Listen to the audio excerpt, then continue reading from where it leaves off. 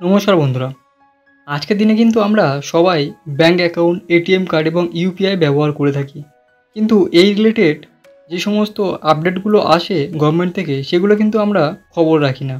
আর যেটার কারণে আমাদের অনেকেরই কিন্তু ব্যাঙ্ক অ্যাকাউন্ট থেকে টাকা কাটা যায় এবং আমরা সেটা বুঝতেও পারি না।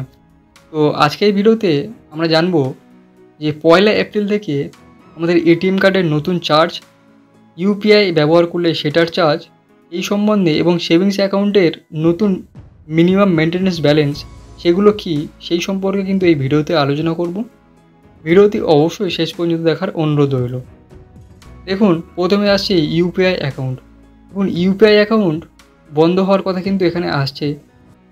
কেন বন্ধ হবে? দেখুন, ন্যাশনাল পেমেন্ট কর্পোরেশন অফ ইন্ডিয়ার নির্দেশ অনুসারে ব্যাংক এবং পেমেন্ট পরিষেবা প্রদানকারীদের 31শে মার্চের আগে তাদের ডেটাবেস আপডেট করতে হবে।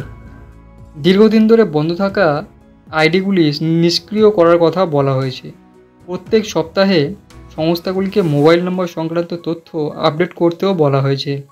অনলাইন লেনদেন আরও সুরক্ষিত করতেই এই নির্দেশ বলে জানা হয়েছে। অর্থাৎ আপনার যদি ইউপিআই আইডি থাকে এবং সেটা অনেক দিন পর্যন্ত আপনি ব্যবহার করেননি, কোনো ট্রানজ্যাকশান হয়নি, সেই রকম ধরনের ইউপিআই আইডি কিন্তু ব্লক করতে চলেছে national payment corporation of India.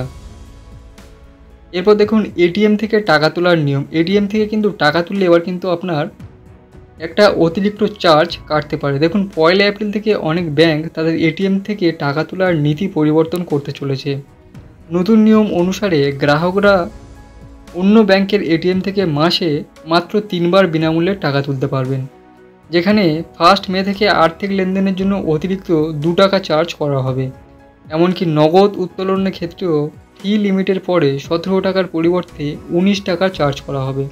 অর্থাৎ বুঝতে পারছেন যে এটিএম কার্ড কিন্তু আপনি যদি অতিরিক্ত ব্যবহার করেন তাহলে কিন্তু আপনার পকেট থেকে এক্সট্রা টাকা বসবে। এবার আসছি সেভিং অ্যাকাউন্টের ন্যূনতম ব্যালেন্সে।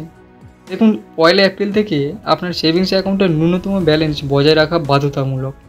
অ্যাকাউন্টের ন্যূনতম ব্যালেন্স বজায় না রাখলে আপনার জরিমানা দিতে হবে। অনেক ব্যাংক তাদের ন্যূনতম ব্যালেন্সের নিয়ম পরিবর্তন করেছে। সুতরাং আপনার কিন্তু এই 3টে জিনিস অবশ্যই মনে রাখতে হবে 1 এপ্রিল থেকে: সেভিংস অ্যাকাউন্টের মিনিমাম ব্যালেন্স, ইউপিআই আইডি এবং এটিএম কার্ডের ব্যবহারের সংযম রাখা। তো এই রিলেটেড অন্য কোনো ইনফরমেশান যদি আপনি জানতে চান তাহলে কিন্তু কমেন্টে অবশ্যই জানাতে পারেন এবং ভিডিওটি ভালো লাগলে অবশ্যই একটি লাইক করবেন। আর এই ধরনের ইনফরমেটিভ আরও ভিডিও পাওয়ার জন্য চ্যানেলটি অবশ্যই সাবস্ক্রাইব করে রাখবেন।